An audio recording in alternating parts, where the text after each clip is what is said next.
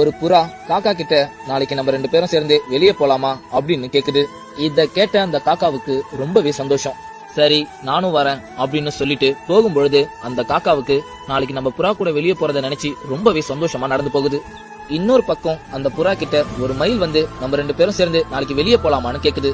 அதுக்கு அந்த புறாவும் என்ன மயில் நம்மள வெளியே கூப்பிடுதா அப்படின்னு சொல்லி ரொம்ப சந்தோஷமா சரி நானும் உன் கூட வரேன் அப்படின்னு சொல்லுது.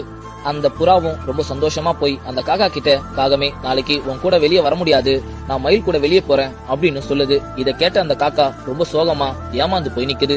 நாளைக்கு அந்த புறாவும் நம்ம மயில் கூட வெளியே போக போறோம்னு நினைச்சு ரொம்ப சந்தோஷமா அந்த மயிலுக்காக காத்துட்டு இருக்கும் பொழுது அப்ப அந்த மயில் இன்னொரு மயிலை கூட்டிக்கிட்டு வந்து, புறாவே என்னுடைய நண்பன் வரலன்னு சொன்னதுனாலதான் நான் உன்னை கூப்பிட்டேன். இப்ப அவன் திடீர்னு என் கூட வரேன்னு சொல்லிட்டான், அதனால உன் கூட என்னால வெளியே வர முடியாது அப்படின்னு சொல்லி அந்த 2 மயில்களும் ரொம்ப சந்தோஷமா நடந்து போகுதுங்க. இத பார்த்த ஆசைகளை வளர்த்துக்கிட்ட அந்த புறாவும் கடைசியில கண் கலங்கி போய் ஏமாந்து போய் நின்னுட்டு இருக்கு. அப்பதான் அந்த புறாவுக்கு ஒரு விஷயமே புரியுது.